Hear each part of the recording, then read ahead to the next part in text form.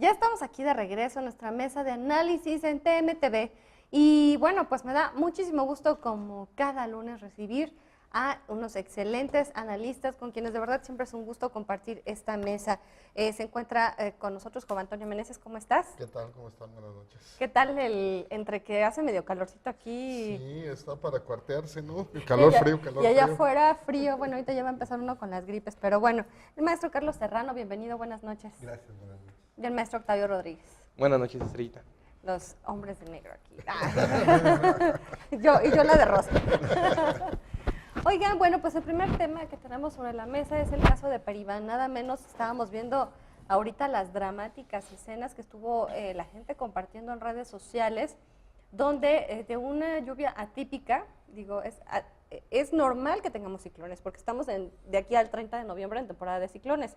Lo que es atípico es que caiga este exceso de agua, este exceso de lluvia, y por el otro lado, bueno, lo otro que no es normal es que siga habiendo asentamientos humanos en zonas donde son pasos de cuerpos, o sea, pues de cuerpos de agua, pasos de ríos, de canales, de drenes, y que, bueno, pues sigan ocurriendo estas desgracias.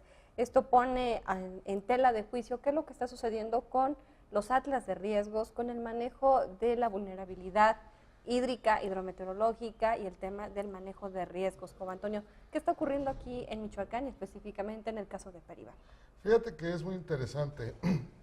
El agua es muy chismosa, porque siempre nos hace ver lo mal que estamos. O sea, es decir, cuando hay una catástrofe, y sobre todo cuando es en temas de agua, nos invita a reflexionar sobre la calidad del drenaje, sobre la calidad de los riesgos, sobre la protección civil, que desafortunadamente, si vemos y como vimos en la nota, no hay un esquema de protección civil claro en algunas zonas del estado. Entonces, pues obviamente, hemos tenido en el estado muchos problemas con cuestiones de asentamientos que incluso Protección Civil ya ha definido como problemáticos de riesgo. Pero esto se convierte en una situación de poder. ¿Por qué? Pues porque hay que invadir un predio. Una vez que se invade el predio, hay que pedirle a la autoridad que se regularice ese predio. Si se llega a regularizar el predio, entonces ya es culpable el Estado de que suceda alguna cosa. Entonces, es muy importante entender que esto es de las dos vías, ¿no? O sea, dónde voy a vivir y si esto representa algún riesgo y dónde la autoridad no debe permitir bajo ninguna circunstancia ni ningún mecanismo de presión vivir en esas zonas, ¿no? Bien, tu punto de vista. Los desastres siempre son los que quitan la cortina, detrás de lo cual está oculto lo que nadie ha querido ver. No ha querido, ahí estaba evidente. Este tipo de desastres han sido tristemente anunciados desde ya hace más de 20, 30 años. Se hablaba de un cambio climatológico, se hablaba que seguíamos deforestando y iban a venir estas cosas. Hay gente que ha sido fuertemente beneficiada con esto. O sea, Peribán es una zona de aguacatera, ¿no? Hay gente que ha sacado mucho dinero de la región. Ahora es el tiempo de que esa gente también se solidarice y ayude a la gente que está sufriendo. Bueno, pues de estos millones que se embolsan de la exportación del aguacate, digo, pues mínimo retribuir, como tú dices, en algo a la población. Es increíble el dinero que ganan los aguacateros, ¿sí? Y muchas de estas personas pues, se dedicarán al corte, se dedicarán a labores genéricas, pero muchos de ellos no son dueños de los lugares donde trabajan. No, son los exportadores. La gente que trabaja y que está explotando toda esta región en forma despiadada, ¿sí? Se está embolsando una gran cantidad de dinero. Es fácil decir ahora al gobierno, pues que el gobierno ayude, que el gobierno... Sí, el gobierno debe hacerlo, ¿no? Como dice Job, el momento de que regulariza eso ya es parte del problema, ¿no? Pero creo que también es el momento de que los señores aguacateros tomen en cuenta el daño que le están haciendo al medio ambiente, ¿sí? Sí, se están embolsando una gran cantidad de dinero, pero también el monocultivo va a acabar en poco tiempo con la calidad de la tierra. También la deforestación está ocasionando todo este tipo de cosas. Y esto solamente es el principio de una catástrofe tristemente anunciada, ya desde hace varias décadas, donde se habló de que si no tomábamos medidas, esto iba a pasar. Lo que pasó en Peribán, lo que pasó en el norte del país, En Culiacán, lo que está En la Ciudad de pasando México. en la Ciudad de México, en Estados Unidos. era algo de que las películas nos lo explicaban, que varios documentales nos lo explicaban y siempre pensamos que era ciencia ficción. La realidad supera la Nos está ficción. rebasando. Tu perspectiva, Octavio. Pues sí, es, como dice Job, es un problema de todos, ¿no? Es un problema del gobierno, es un problema de la sociedad, de que nos involucremos realmente en ser ciudadanos de a de veras, en ser ciudadanos preocupados por nuestro medio ambiente, por nuestra cotidianeidad, lo que señala muy bien Job, ¿dónde voy a llevar a vivir a mi familia? Pensemos, podremos decir mucha gente que no tiene otro lugar a donde llevarla. Siempre hay otras opciones, siempre hay otra forma de atender las cosas. Y es cierto, esto nos demuestra la enorme vulnerabilidad de nuestro gobierno, la poca reacción ante las situaciones de emergencia, y las imágenes son muy didácticas, ¿no? Es decir, vemos cómo el medio ambiente en un triste puede destrozar una ciudad y el tiempo enorme que lleva a reconstruirla. Y en ese sentido tenemos que ser cautos en dónde vamos a volver a construir, porque si van a volver a construir ahí va a volver a pasar lo mismo, y porque somos muy poco solidarios con nosotros mismos. Es decir, no somos solidarios con el medio ambiente, pensamos siempre que le va a pasar al de enfrente, que a nosotros no nos va a ocurrir, y resulta ser que no es así, ¿no? Que como bien lo señalamos, la realidad supera la ficción, y estamos enfrentando situaciones que nos dijeron que el cambio climático nos iba a alcanzar en el 2050, y resulta ser que Ya aceleramos somos los tiempos. muy, muy buenos para hacer las cosas mal. Y tan somos buenos para hacer las cosas mal que adelantamos el cambio climático 50 años. Así es. Podemos hablar del cambio climático desde el 2000. El mayor cambio que hubo en el milenio no fue la buena conducta, no fue la venida de Dios, no fue la venida de que alguien nos iba a venir a volver a juzgar, no fue aquella metáfora de que nadie llegará al 2000 ni pasará, cuando estaba uno en la primaria que decían que nadie iba a llegar al 2000 y que del 2000 nadie iba a pasar. Sí pasamos, pero hay que ver en qué calidad pasamos. No, bueno, y esa premisa de el cielo en la tierra, pues en realidad sí tenemos literal, el cielo nos está cayendo, pero a mares aquí a borbotones en la tierra. Y otro tema que está asociado, Joven Antonio, pues son los problemas sociales raíz, porque generalmente los sectores de la población más vulnerables a los entornos del cambio climático, pues es la gente que está pobre.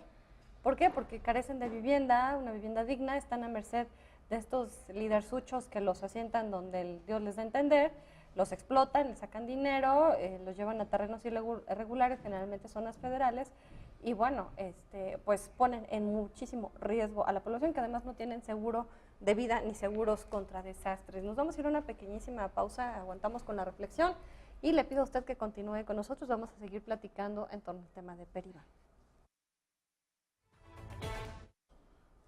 Estábamos platicando acerca del caso de Peribán y los temas de pues el manejo de suelo, el manejo de riesgos, que desafortunadamente pues en esa materia estamos reprobados. Y platicábamos antes del corte, Joven Antonio, que desafortunadamente el cambio climático, los fenómenos hidrometeorológicos extremos, en este caso los desastres naturales, a quienes más afectan es a la población que se encuentra en pobreza. Sí, es un grave problema.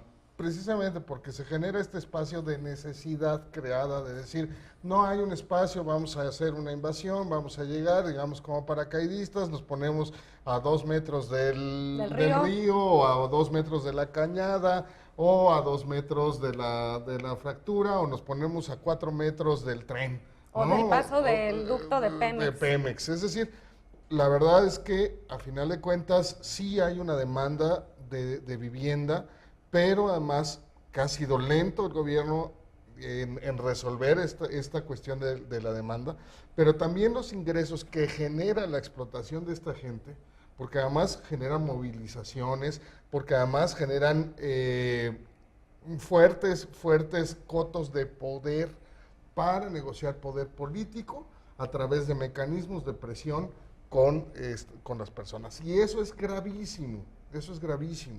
Entonces, si a mí me dice, es que ya voy a tener, todo ser humano deseamos nuestro hogar, deseamos nuestro patrimonio. Nuestro pedacito de tierra. Es nuestra naturaleza, pero una cosa es la naturaleza y otra cosa es el meterme a un riesgo, lo decía Octavio, ¿a dónde voy a llevar a mi familia para que viva? ¿No? Y además No son los casos. Aquí en Morelia tuvimos la cuestión del cerro. ¿Por qué fue? Pues porque está deforestado y se llevó todos los canales de agua. O sea, si vivo a un lado del río, pues es un gran problema. Y esta situación de la pobreza es brutal en ese sentido. Creo que debe quedar claro que los desastres no son naturales, ¿sí? No es natural que haya desastres. La naturaleza es sabia. La naturaleza dice aquí reconoce su cauce. reconoce su cauce. No son, El hombre es el que se pone en El hombre medio. es el que se pone en medio. Y después dice, Sí. son desastres naturales, es la naturaleza, no sé, tú sabes por qué. No, sí son naturales, porque naturalmente iba a ocurrir una desgracia, ¿no? Dice, Ajá. ¿tú por qué crees que esta colonia se llama Manantiales, no? Porque antes eran manantiales, aquí cuando llueve el agua, dice, pues para ellos, para la naturaleza sigue siendo un manantial, ahora que ahora esté lleno de casas, ¿no? Entonces sí vamos a tener inundaciones y nosotros vamos a tratar de construir siempre junto a los lugares más fértiles, que por lo regular son los lugares más riesgosos, ¿no?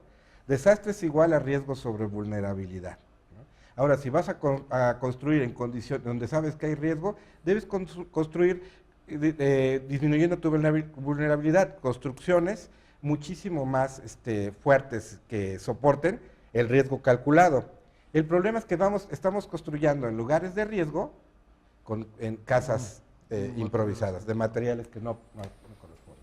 Octavio, ya Pues tu sí. comentario para cerrar este tema. Pues sí, es eso, ¿no? Es la falta de previsión, la falta volvemos a lo que señalaba Joven en el primer bloque, de la falta de mano dura del gobierno cuando tiene que ser.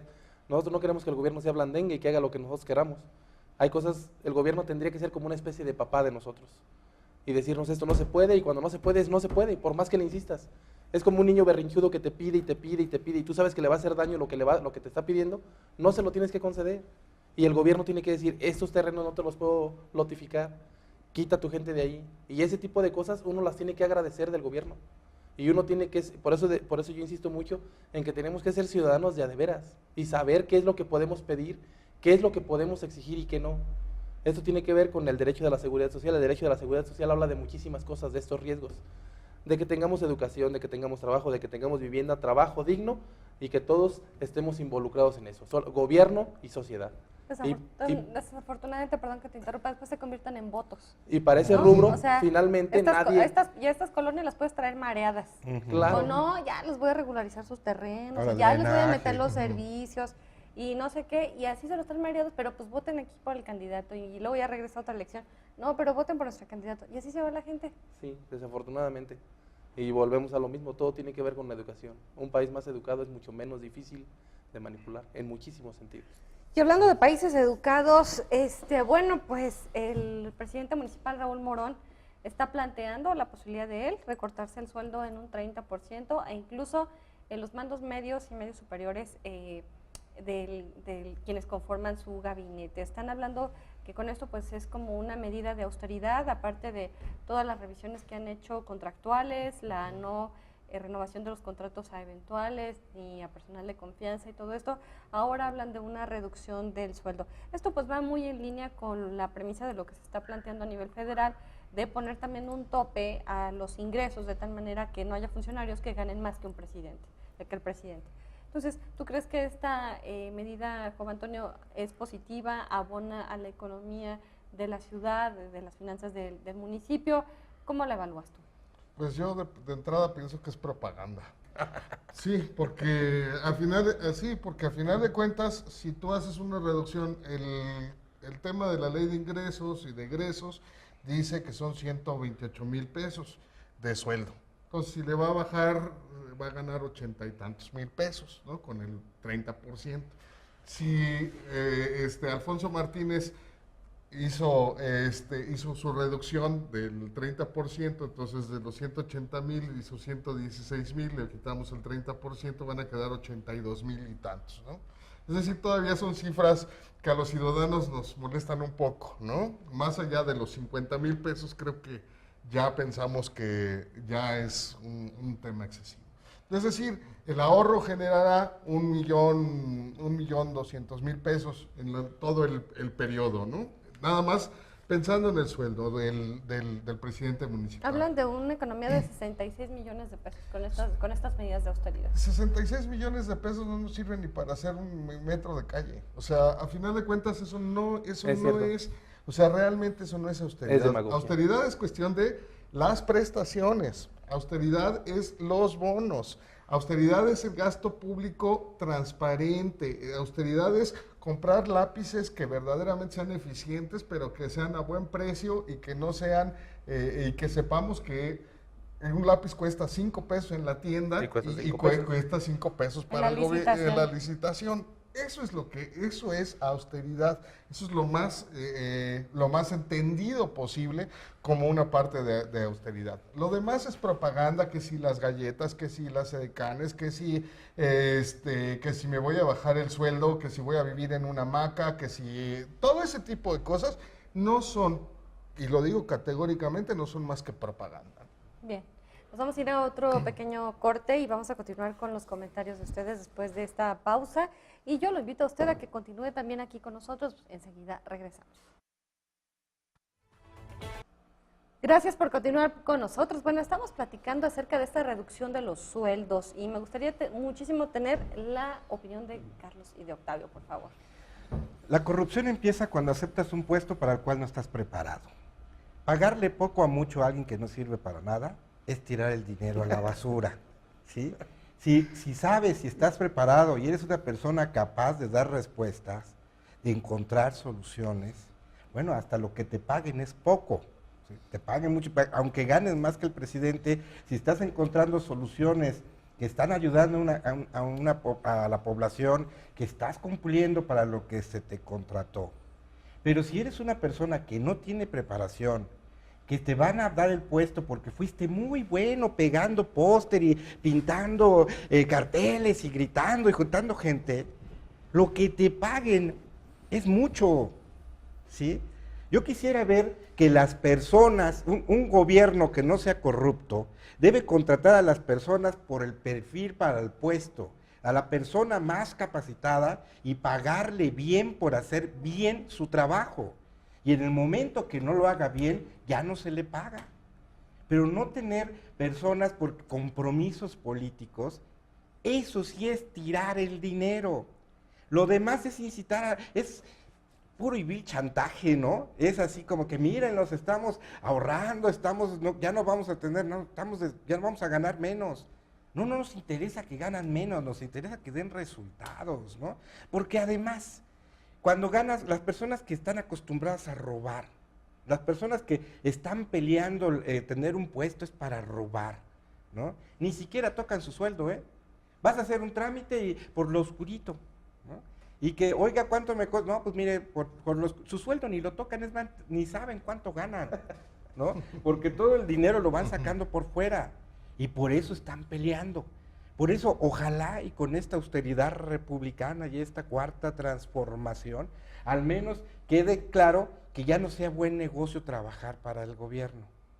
Porque si la gente deja de trabajar para el gobierno porque lo considera buen negocio, a lo mejor se vuelve productiva. Y no, en realidad no nos interesa como pueblo que ganen más o menos, eso es una barbaridad, es populismo, porque en realidad monetariamente tampoco significa mucho. Lo que queremos son resultados y gente capaz. Fíjense que justo estaba viendo el fin de semana una frase que decía, pensar es gratis, no hacerlo sale carísimo, claro. ¿no? Y como, bueno, yo tengo en lo personal la experiencia de ser consultora independiente y pues sí te vendes caro, pero en esa medida es la responsabilidad por dar resultados, porque simplemente si no das el resultado, no cobras, hasta te pueden demandar por no cumplir con lo pactado. Nada más para cerrar. Sí. También viene otra cosa, ¿eh? Si pagas con cacahuates, contrata changuitos, ¿sí? O sea, eso es ley, o sea, si tienes una persona bien capacitada que estudió y que preparó y le ofreces un sueldo, pues entonces te vas a contratar para lo que te alcance, ¿no? Está como aquel que puso un anuncio ahí en el Face que decía que él, si los del Banco de México se iban, él le entraba, hay un mensaje todo lleno de faltas de ortografía, ¿no? Dices, no, que se vayan, nosotros le entramos, sí. Bueno, pues más o menos, o sea, finalmente, sin pocos sueldos tendrás personas poco capacitadas también. Tu comentario, Octavio. Pues sí, es simple demagogia, ¿no? Tratar de decirle al pueblo que reducir el salario de los funcionarios públicos de alto nivel va a hacer que México sea menos pobre, es una mentira del tamaño del mundo. A mí no me importa que el presidente gane mucho, no me importa que los diputados ganen mucho. Lo que me importa es que hagan bien su trabajo. Bien. Lo que me importa es que lo hagan bien, que lo hagan eficiente, que legislen de manera eficiente, que hagan las cosas de manera correcta para que el pueblo realmente pueda funcionar de manera adecuada. Todo este tipo de cosas, las cosas de Peribán, no ocurrirían si el gobierno se dedicara a trabajar. Es cierto lo que dice Carlos, es decir, a una persona que le reduces el sueldo, que está acostumbrada, porque no todos es que no toquen el sueldo, ayer uno sí lo tocan, una persona que gane 40,000 pesos y que ahora le reduzcas y va a ganar 20, tranquilamente va a sacar los 20 por otra parte, sin ningún problema. Y lo único que estás generando es mayor corrupción. Tienes que poner gente eficiente, tienen que tener buenos salarios, sí, yo estoy de acuerdo en que tengan buenos salarios. Pues y a mayor salario, ¿no? La policía, pues hay que pagarles bien también. a mayor salario, mayor exigencia. Les comentaba en el corte, yo a mis alumnos cuando he tenido oportunidad de participar en exámenes recepcionales, el último consejo que les doy es, prepárate lo más que puedas y cobra lo más caro que puedas por tu trabajo. Porque en el nivel de que cobres tu trabajo caro, es el nivel de exigencia que tú mismo te estás poniendo. Así es. Nadie nos tiene por qué regalar el trabajo, y los políticos tampoco. Pero sí tenemos, a contrapartida de lo que ganen, es el nivel de exigencia que les tenemos que hacer. Es correcto. Y por último, bueno, pues tenemos este debate del salario mínimo. El salario mínimo actualmente está en 88 pesos con 36 centavos al día de hoy. Y bueno, ahorita surge el debate en torno por parte del Congreso Federal. El PAN lo propone en 100 pesos, el PRD en 176, el PRI en 265 pesos. Bueno, de acuerdo a las menciones que tiene la CEPAL, bueno, el salario decente que deberíamos de ganar aquí en México normalmente tendría que rondar por los 20,000 pesos aproximadamente, una cifra que ni por mucho la gran mayoría de los mexicanos podría ganar, Juan Antonio. Sí, y además es muy chistoso porque nadie cobramos en salario mínimo. O sea, el problema está que Volvemos a lo mismo, es demagogia. es parte de este escenario. O sea, al final de cuentas tú te contratas por 20,000, por 15,000, por 10,000, entonces independientemente de cuánto sea de cuánto el salario mínimo, no verdad. te pagan por salario, o sea, casi nadie nos pagan por O sea, salario tu contrato mínimo. es por, no sé, Por 20,000 pesos. 20,000, ajá, no, digo que te Por dijeran, decir. vas a cobrar 10 salarios mínimos al día, ¿no? Algo así No firmas un contrato No, por pues no. salarios, Ajá. por salarios mínimos. Esto es muy importante entenderlo en el mundo de la política laboral. O sea, a final de cuentas, esto tiene que ver más bien con relaciones geopolíticas. ¿Por qué? Porque a final de cuentas, entre más gane una población, se hace menos competitiva y menos atractiva para las inversiones de los intereses norteamericanos, ¿eh? Esto no tiene nada que ver con el tema de los mexicanos, es un tema geopolítico ahí interesante. Ya, o sea, por todo este tema de las maquilas, sale mejor un bajo sueldo. Sí, porque tú Porque entonces puedes... sale barata la mano de obra. Claro, y Ya. entonces entre más barato sea el salario mínimo, pues eres más atractivo para que te vayas a Como otro país. destino de maquila. De maquila. Entonces, obviamente, la política norteamericana está buscando, y precisamente este es el enjuague del Tratado de Libre Comercio. Es decir, las cosas a veces van más allá, uno tiene como analista que ver todas las aristas. Ahora, nosotros ya no nos medimos por Producto Interno Bruto, es decir, el Producto Interno Bruto es el dinero que ganamos ya como tal. Ahora hay que ver índices de felicidad, fíjate, hay que ver índices de satisfacción, índices de bienestar. La percepción de seguridad. Ahí viene, o sea, la percepción de seguridad es uno de los índices de bienestar, salud, empleo, educación, seguridad, Vivienda, cómo me trabajo. siento, y además, obviamente, ahora a través de la ONU 2018 hace su Happiness Study, o sea, el estudio de la felicidad, y entonces... Pero aquí somos re felices en México. sí, somos muy felices. No salimos reprobados. en No, esos índices. porque tenemos valores, la familia, etcétera, etcétera. Y aparte porque la verdad nos vale. Que somos jacarandos. No, pues es que de verdad, México siempre está metido en crisis económicas continuamente, nos pasan desastres, gobiernos de la patada y estamos re felices y recontentos. Entonces el tema central es bienestar, ¿no? Es Su conclusión. El dinero no es riqueza, la riqueza se genera, no se reparte. No nos interesa ganar más, sino que lo que trabajemos nos alcance, ¿sí? Y que la riqueza esté repartida equitativamente. Equitativamente y tengamos oportunidad de poder gozar el fruto de nuestro trabajo, no en papel, no en moneda, porque pregúntale a los venezolanos de qué les sirve tener tanto dinero, tantos billetes. Lo que necesitamos es de que seamos capaces también de generar riquezas, una juventud, una gente que sea capaz de generar empleos, de generar su propio trabajo. Es ¿no? verdad. Tu Pues comentario sí, por último, Octavio. recuperar el poder adquisitivo, ¿no? Que la moneda realmente valga. El mensaje es muy claro, cambiar a Benito Juárez del billete de 20 pesos al billete de 500 no es una mera ocurrencia, es el nivel de poder adquisitivo que tenemos. Es el nivel de poder adquisitivo que tenemos y es un mensaje de lo que nos va a pasar en el corto plazo. Bueno, se habla incluso de Sí. más cambios, ¿no? Claro, sí, de cambios en cuanto a cómo se están acuñando ahorita los billetes. estructurales. Y ya se habla de que tienen por ahí guardado un billete de 2,000 pesos. Imagínate tú, si necesitamos tener un billete de 2,000 pesos circulando, ¿qué poder adquisitivo tenemos? Y nada más le quitan 2 ceritos, ¿no? ¿Cómo fue? Sí, le quitamos como hace 2 algunos ceros. años le quitamos 2 ceros y ya estuvo. Regresamos a los 3 ceros le tienen que a quitar los para que cauces volvamos a las normales. mismas. Fíjate nada más. Ese es el asunto. Quitarle 3 ceros, El poder otra adquisitivo vez. que tenemos y que el dinero realmente no alcanza. Es decir, hoy día lo que se ha vuelto caro es vivir. Así Salir a la calle te cuesta una enorme cantidad de dinero. es correcto. De dinero que no somos capaces de ganar. Bien. Pues de verdad que ha sido súper enriquecedora esta charla con ustedes. Muchísimas gracias. De verdad les agradezco que hayan estado esta noche aquí en el estudio. Y bueno, pues nos dejan muchas reflexiones en lo personal y yo me imagino que a nuestro auditorio también. De verdad les agradezco que se hayan hecho un espacio para estar aquí con nosotros. No, muchas gracias por la Gracias. invitación. Muchas gracias. Y nosotros nos despedimos a ellos y a ustedes. Les pido que continúen con nosotros porque tenemos aún más información.